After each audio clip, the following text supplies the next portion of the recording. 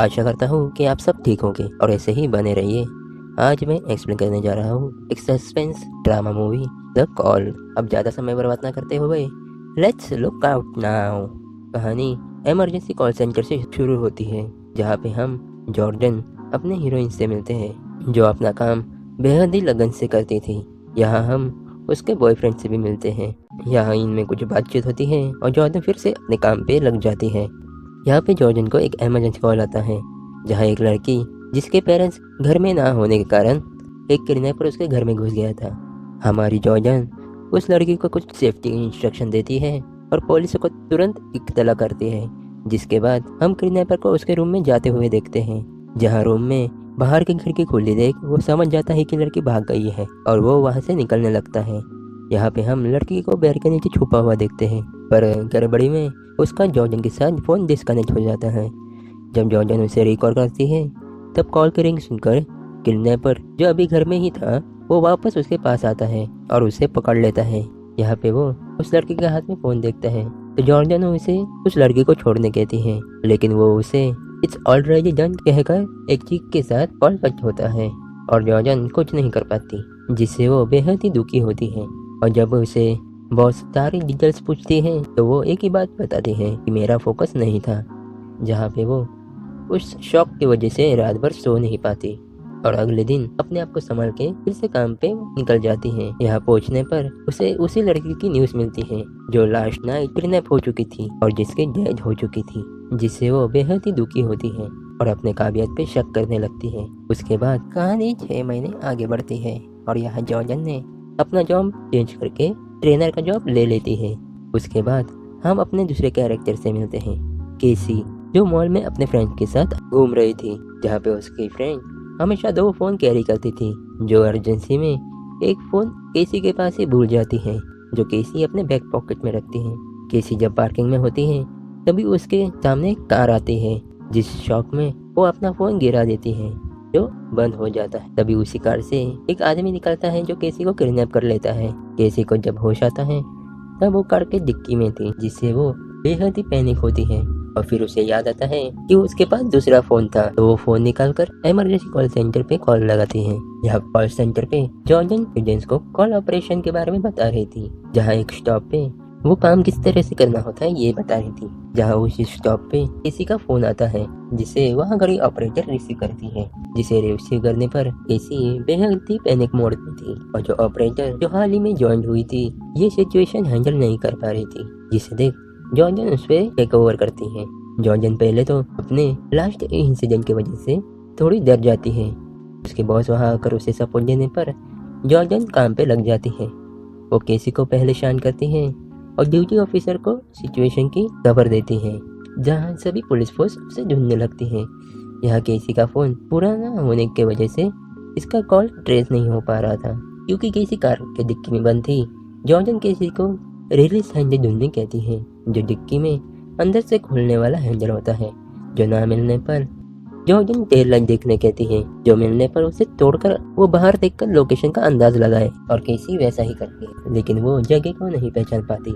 इसलिए जॉर्जन उसे उसी जगह से अपना हाथ निकालकर हिलाने कहती है ताकि उसे कोई देखकर पुलिस को कॉल करे, और केसी वैसा ही करती है और कॉल आता भी है, जिसे उन्हें कार की लोकेशन तो मिल जाती है, लेकिन पर नंबर प्लेट किसी और की होने के कारण उन्हें कार की डिटेल्स नहीं मिल पाती। जिसके बाद किडनैपर देखता है कि उसे कोई ट्रेस कर रहा है, जिसे देख वो अपना रूट चेंज कर लेता है, जिस पर जॉर्जन केसी को वहाँ मौजूद पेन को उसी टेल लाइट से बाहर डालने कहती है ताकि पुलिस को उस कार की निशानी मिल जाए।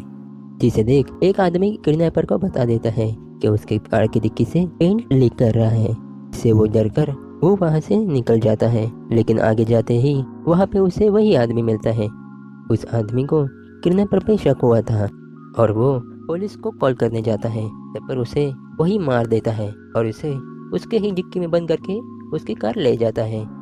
जिससे केसी जॉर्जन को ये बताने पर जॉर्जन सभी पुलिस ऑफिसर्स को अलर्ट करती है। पुलिस जब उस कार को ढूंढती है तो उन्हें खून और क्लोरोफॉर्म की टूटी हुई बोतल मिलती है, जिस पर उसी किडनैपर के फिंगरप्रिंट्स थे, जो स्कैन करने पर उन्हें किडनैपर की सारी डिटेल्स मिल जाती है, जिससे हमें ये पता लगता है कि किडनैपर का नाम माइकल है। उन्हें जब ये डिटेल मिलती है ये तुरंत माइकल के घर में पहुंच जाते हैं, जहाँ पे उसके घर में सिर्फ उसकी पत्नी और 2 बच्चे थे। जब उसके पत्नी को माइकल के बारे में पूछा जाता है तो वो काम पे होने का दावा करती है, जिस पर पुलिस पूरे घर को छान लेती है, जहाँ पे उन्हें एक तस्वीर मिलती है जिस पर उन्हें शक होता है ये हो ना हो यही होगा। पुलिस जब इस तस्वीर के बारे में पूछती है तो वो बताती है कि ये माइकल का बचपन का घर है जो जल चुका था।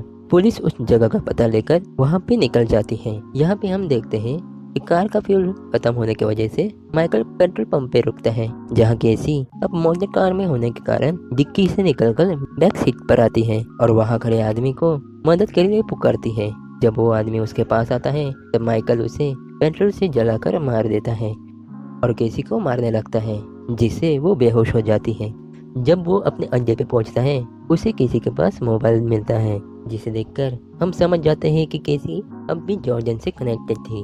तब जॉर्डन उसे कहती है कि उस बच्चे को छोड़ दो और अपने आप को सरेंडर कर लो, क्योंकि हमारे पास तुम्हारे सारे डिटेल्स है, और उसे उसका नाम भी बताती है, जिससे माइकल थोड़ा डर जाता है। पर वो फिर से वही बात उसे बोल देता है कि इट्स ऑलरेडी डन और फोन काट देता है। यहाँ जॉर्डन समझ जाती है कि ये वही किडनैपर है जिसने उसी पिछली वाली लड़की को किडनैप किया था और उसे मार दिया था, जिससे वो ये बात सभी को बता देती है। यहाँ पे हम देखते हैं पुलिस जब उस जगह पे पहुँचते हैं तो उन्हें वहाँ कुछ नहीं मिलता, जिससे जॉर्डन बेहद ही निराश हो जाती है, जिस पर उसके बॉस उसे ये कहती है कि तुम सिर्फ एक कॉल ऑपरेटर हो और तुमने अपना काम बेहद ही अच्छी तरह से किया था, अभी हम कुछ नहीं कर सकते, इसलिए पुलिस को उनका काम करने दो और तुम घर जाकर अभी आराम करो।